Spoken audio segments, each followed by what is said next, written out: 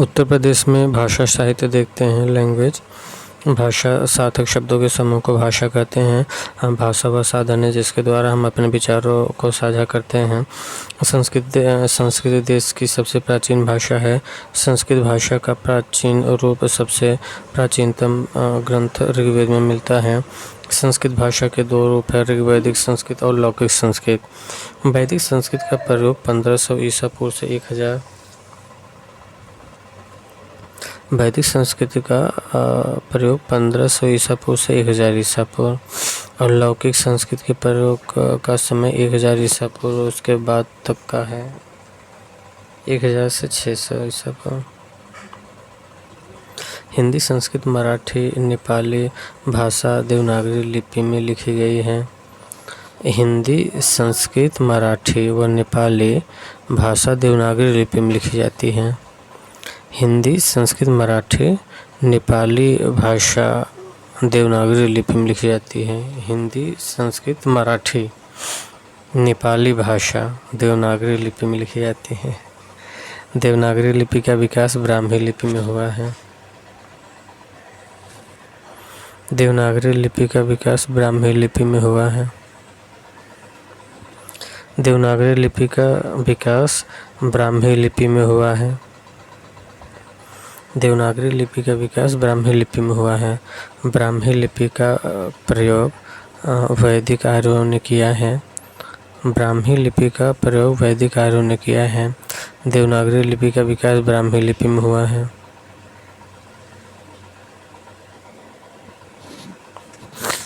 मध्यकालीन भाषा 3 खंडों में विभाजित किया गया है। मध्यकालीन आर्य भाषा 3 खंडों में विभाजित किया गया है, पाली एवं प्राचीन प्राकृत।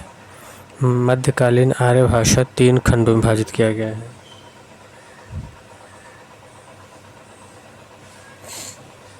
मध्यकालीन आर्य भाषा 3 खंडों में विभाजित किया गया है, पाली एवं प्राकृत, पाली एवं प्राचीन प्राकृत।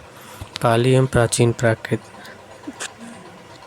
600 ईसा पूर्व प्रथम शताब्दी तक मध्यकालीन आर्य भाषा 3 खंडों में विभाजित किया गया है।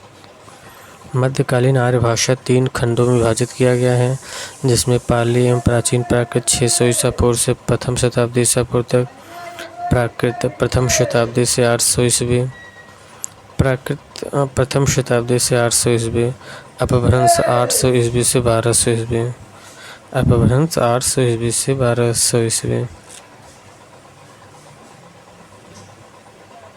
पाली भारत की प्रथम देवभाषा थी। इसे प्राचीन प्राकृत भाषा भी कहते हैं। गौतम बुद्ध ने अपने उपदेश पाली भाषा में दिए थे। जैन तीर्थंकर महावीर स्वामी ने अपने उपदेश प्राकृत भाषा में दिए। हिंदी का विकास पहले संस्कृत, संस्कृत से पाली, पाली से प्राकृत, प्राकृत से अपभ्रंश, अपभ्रंश से अवहट, अवहट से प्राचीन या आरंभिक हिंदी। सबसे प्राचीन संस्कृत है, संस्कृत के बाद पाली आया, पाली के बाद प्राकृत आया, प्राकृत के बाद अपभ्रंश, फिर अवहट, उसके बाद प्राचीन प्रारंभिक हिंदी। उत्तर प्रदेश की राजभाषा ऑफिशियल लैंग्वेज ऑफ यूपी। राजभाषा का शाब्दिक अर्थ है राजभाषा की, राजकाज की भाषा। राजभाषा का शाब्दिक अर्थ क्या है? राजकाज की भाषा। भारतीय संविधान में भी राजभाषा व राजभाषाएं शब्द का प्रयोग हुआ है, न कि राष्ट्रभाषा का।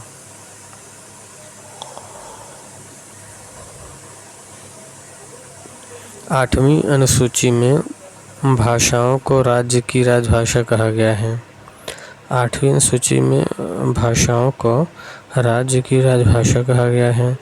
उत्तर प्रदेश में देवनागरी लिपि में लिखित हिंदी को अक्टूबर 1949 में राजभाषा घोषित किया गया। उत्तर प्रदेश में देवनागरी लिपि में लिखित हिंदी को अक्टूबर 1949 में राजभाषा घोषित किया गया।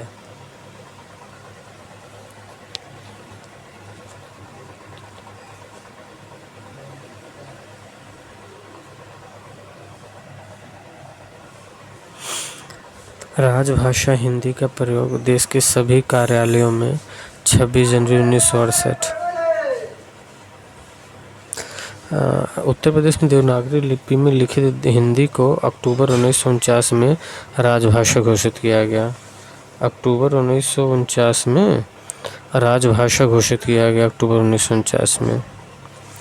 अक्टूबर 1949 में राजभाषा घोषित किया गया। राजभाषा हिंदी का प्रयोग प्रदेश के सभी कार्यालयों में 26 जनवरी 1968 तक हुआ। राजभाषा हिंदी का प्रयोग प्रदेश के सभी कार्यालयों में 26 जनवरी 1968 को हुआ। राजभाषा हिंदी का प्रयोग प्रदेश के सभी कार्यालयों में 26 जनवरी 1968 में। राजभाषा हिंदी का प्रयोग प्रदेश के सभी कार्यालयों में 26 जनवरी 1968 में हुआ। 14 सितंबर 1949 को संविधान सभा ने हिंदी को राजभाषा के रूप में अपनाया।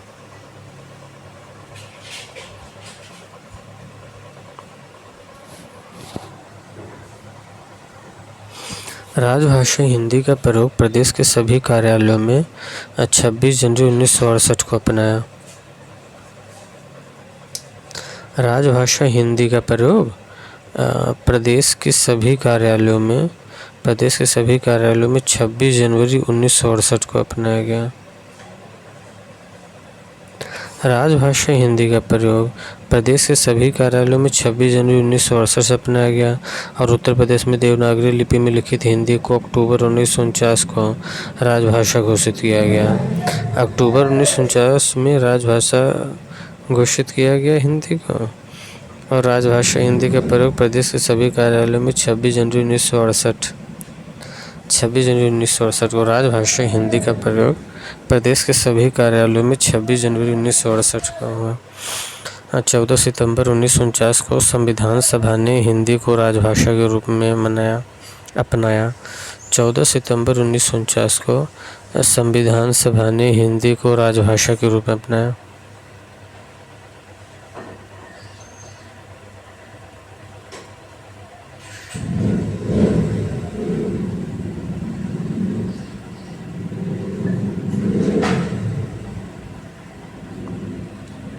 चौदह सितंबर 1949 को संविधान सभा ने हिंदी को राजभाषा के रूप में अपनाया।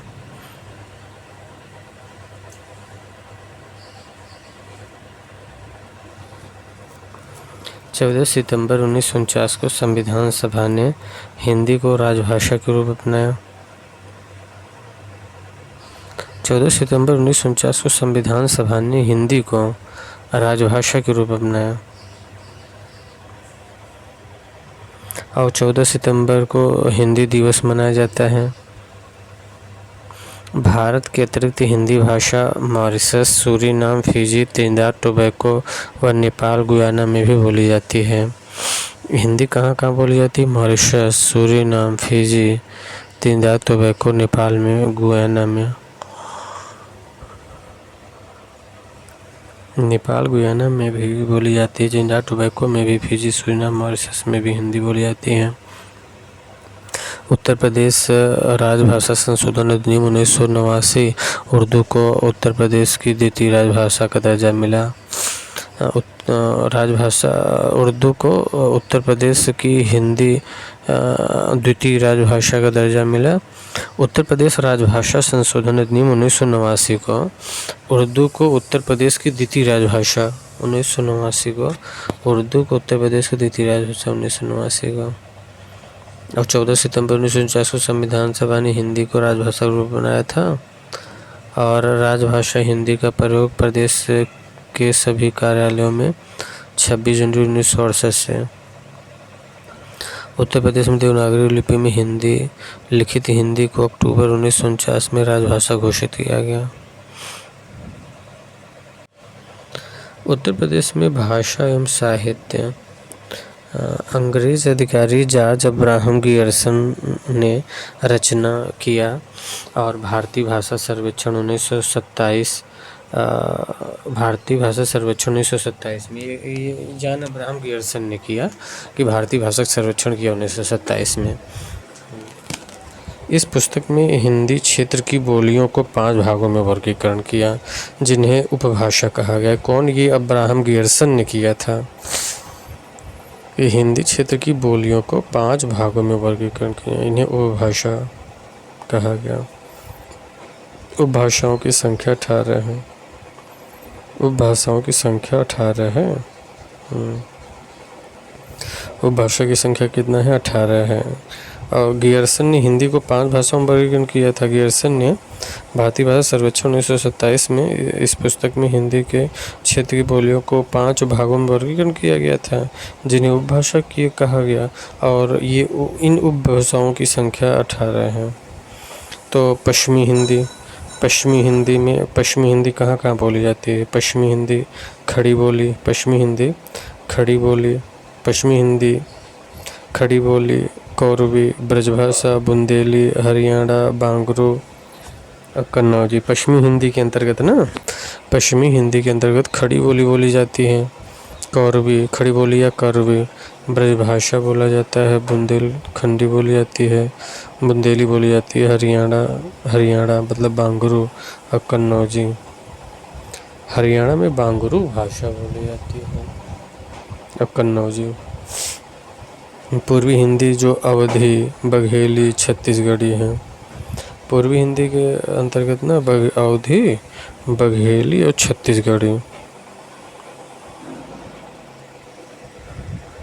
और बिहारी हिंदी भोजपुरी, मैथिली, मगही। बिहारी हिंदी में भोजपुरी, मैथिली, मगही बोला जाएगा। तो था जो पहाड़ी हिंदी है, पहाड़ी हिंदी गढ़वाली, कुमायूं और नेपाली। पहाड़ी हिंदी जो है गढ़वाली, कुमायूं और नेपाली है। पहाड़ी हिंदी के अंतर्गत गढ़वाली, कुमायूं और नेपाली है। खड़ी हिंदी के अंतर्गत गढ़वाली, कुमायूं, नेपाली बोली जाती है। राजभाषा मारवाड़ी, मेवाती, जयपुरी और मालवी। जयपुरी, ढूढ़ाड़ी, मालवी। राजस्थानी के अंतर्गत मारवाड़ी, राजस्थानी हिंदी के अंतर्गत मारवाड़ी, मेवाती, जयपुरी और ढूढ़ाड़ी, मालवी, ये सब भाषा बोली जाती है। उत्तर प्रदेश की प्रमुख बोलियां, उनके क्षेत्र। खड़ी बोली इसका उपनाम कौरवी है। खड़ी बोली का उपनाम कौरवी है। कौरवी शब्द का प्रयोग राहुल सांकृत्यायन ने किया था। इसका अस्तित्व 1801 में है। खड़ी बोली का अस्तित्व 1801 में है। खड़ी बोली शब्द का प्रयोग लल्लूलाल व सदल मिश्र ने किया था। खड़ी बोली शब्द का प्रयोग किसने किया था? खड़ी बोली शब्द का प्रयोग लल्लूलाल और सदल मिश्र ने किया था। खड़ी बोली के प्रथम कवि अमीर खुसरो। खड़ी बोली के प्रथम कवि जो है अमीर खुसरो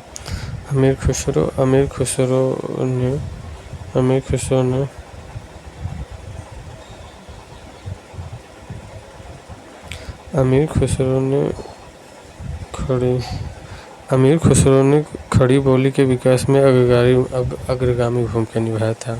तो खड़ी बोली शब्द का प्रयोग सर्वप्रथम लल्लूलाल और सदल मिश्र ने किया था, और खड़ी बोली के प्रथम कवि अमीर खुसरो हैं। अमीर खुसरो ने खड़ी बोली के विकास में अग्रगामी भूमिका निभाई। खड़ी बोली का प्रथम कवि प्रियप्रवास है। खड़ी बोली का प्रथम कवि प्रियप्रवास।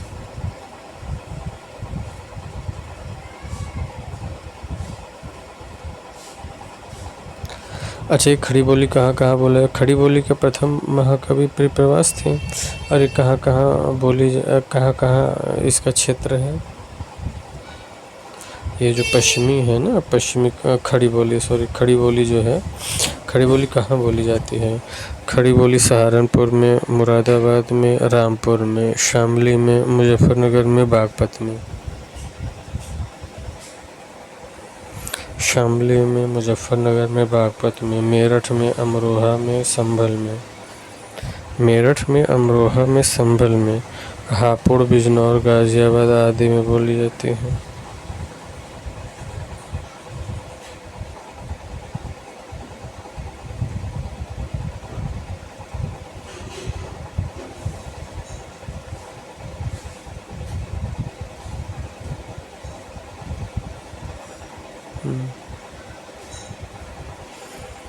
तो खड़ी बोली बोली जाती है गाज़ियाबाद, बिजनौर, हापुड़, संभल, अमरोहा, मेरठ, बागपत, मुजफ्फरनगर, शामली, रामपुर, मुरादाबाद और सहारनपुर में बोली जाती हैं। मेरठ की खड़ी बोली आदर्श से मानक मानी जाती है। मेरठ की खड़ी बोली क्या है? आदर्श से मानक है। कन्नौजी खड़ी बोली हो गया। कन्नौजी का विकास सौरसेनी अभ्रंश से हुआ। कन्नौजी का विकास किससे हुआ? सौरसेनी अभ्रंश से हुआ कन्नौजी का। इसका क्षेत्र जो है ना कन्नौजी के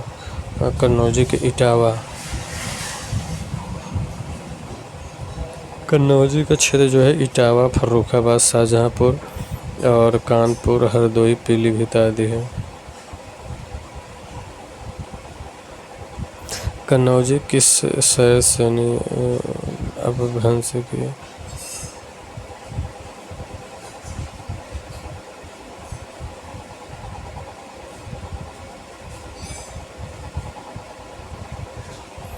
कन्नौजी जो है इटावा में, फर्रुखाबाद में, शाहजहांपुर में, कानपुर में, हरदोई में, पीलीभीत आदि में बोली जाती हैं।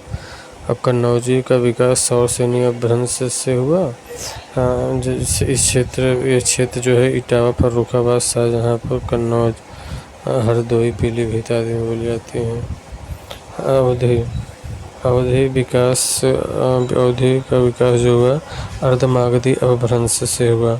लखनऊ, प्रयागराज, लखीमपुर खीरी, कानपुर क्षेत्र, गोंडा, अयोध्या, जौनपुर, मिर्ज़ापुर, सुल्तानपुर, रायबरेली, सीतापुर एवं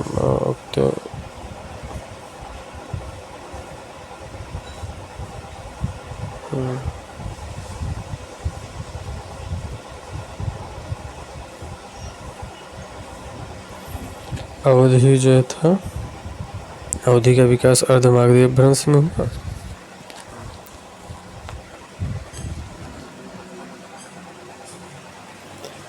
अवधि का विकास अर्धमागधी अपभ्रंश में हुआ।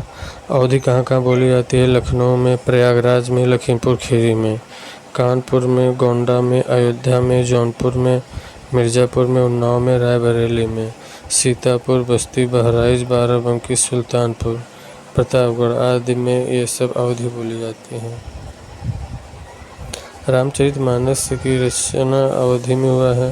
फिजी में अवधि बोली बोली जाती है। फिजी में अवधि बोली बोली जाती है और उपबोलियाँ सोहरा व उपबोलियाँ सोहरा व उपबोलियाँ जो है ना सोहरा व जुड़र, इसकी जो अवधि है, अवधि की उपबोली क्या है? सोहरा व जुड़र इसकी उपबोली है। अवधि की भी उपबोली है और उसकी भी उपबोली जो है, उसकी भी उपबोली ना ये भोजपुरी शब्द से।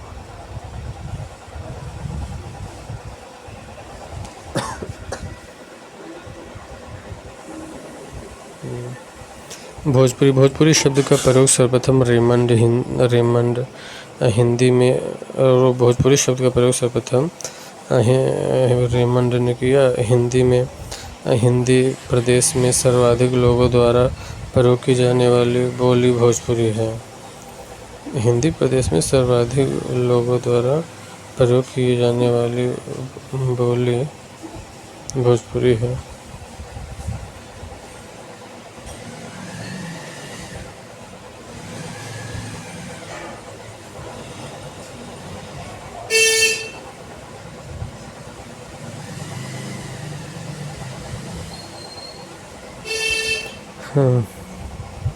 भोजपुरी शब्द का प्रयोग सर्वप्रथम रेमंड ने किया था। हिंदी में सर्वाधिक लोगों द्वारा प्रयोग की जाने वाली भाषा भोजपुरी है। इसका क्षेत्र है वाराणसी, जौनपुर, गाजीपुर, बलिया, चंदौली, कुशीनगर, देवरिया, आजमगढ़, बरेली, सिद्धार्थनगर, अम्बेडकर नगर और संत कबीर नगर आदि है। इसका नाम वाराणसी, जौनपुर, सहारनपुर, वाराणसी,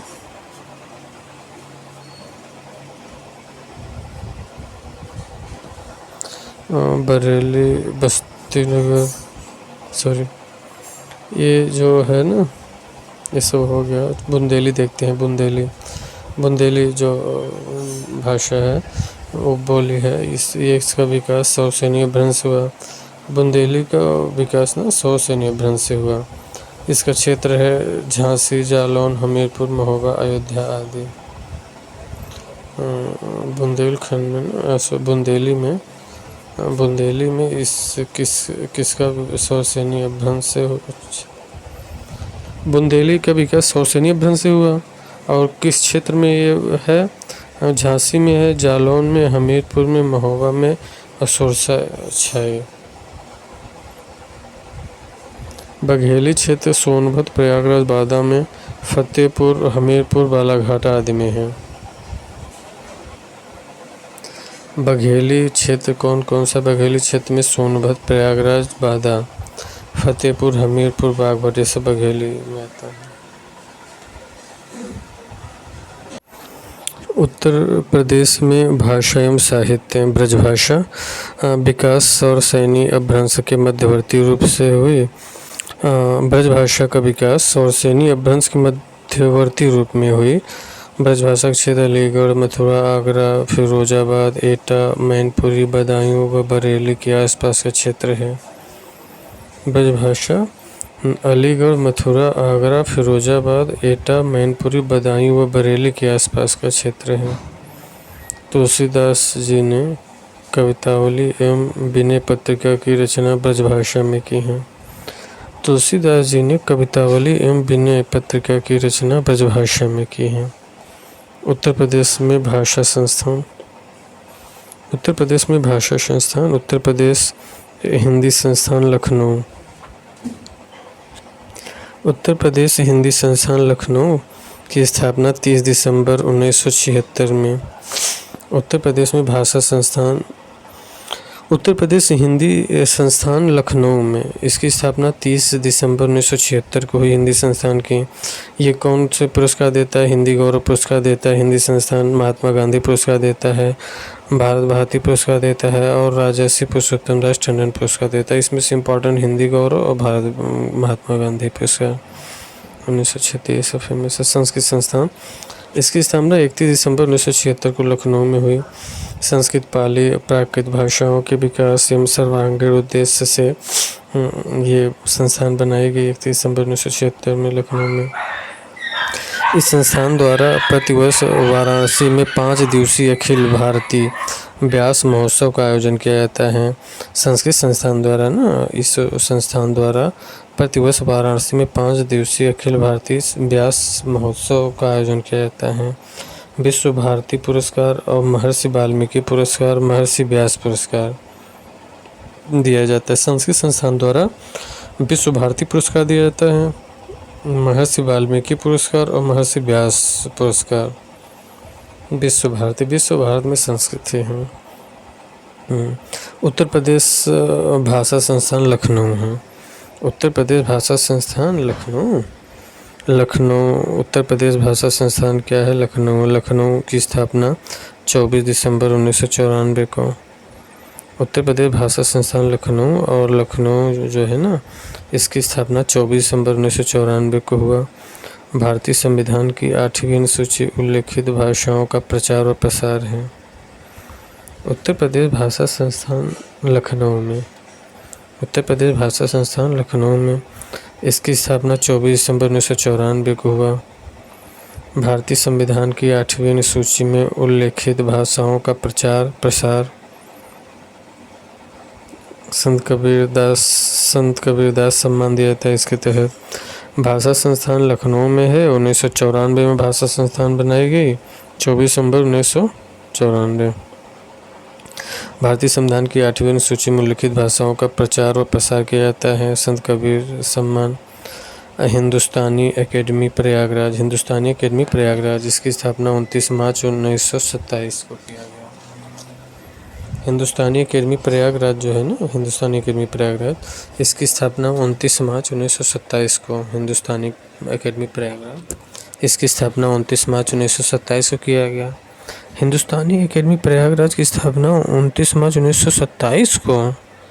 अच्छा, गोस्वामी तुलसी दास सम्मान देता है। हिंदुस्तानी अकेडमी प्रयागराज जो है गोस्वामी तुलसीदास सम्मान देता है और महावीर प्रसाद द्विवेदी पुरस्कार देता है, महादेवी पुरस्कार भी देता है। उत्तर प्रदेश उर्दू अकादमी पुरस्कार, उत्तर प्रदेश उर्दू अकादमी पुरस्कार लखनऊ द्वारा दिया जाता है। उत्तर प्रदेश उर्दू अकादमी पुरस्कार लखनऊ द्वारा, उत्तर प्रदेश उर्दू अकादमी पुरस्कार लखनऊ द्वारा। उत्तर प्रदेश उर्दू अकादमी किसके द्वारा? लखनऊ द्वारा। उत्तर प्रदेश उर्दू अकादमी लखनऊ में स्थापना किया गया है 1972 में। मौलाना अब्दुल कलाम आज़ाद पुरस्कार देता है, अमीर खुसरो पुरस्कार देता है, मुंशी प्रेमचंद पुरस्कार देता है। उर्दू अकादमी मुंशी प्रेमचंद, अमीर खुसरो पुरस्कार, अब्दुल कलाम आज़ाद पुरस्कार। उत्तर प्रदेश के प्रमुख साहित्यकार रामचंद्र शुक्ल का जन्म बस्ती में हुआ। इनका जन्म जो है ना, रामचंद्र शुक्ल जन्म बस्ती में हुआ। महादेवी वर्मा का जन्म फर्रुखाबाद में हुआ। राहुल सांकृत्यायन का जन्म आजमगढ़ में हुआ और जयशंकर प्रसाद का जन्म वाराणसी में हुआ। भारतेंद्र हरिश्चंद्र का जन्म वाराणसी में हुआ। जयशंकर प्रसाद और भारतेंद्र हरिश्चंद्र दोनों का वाराणसी में जन्म हुआ। और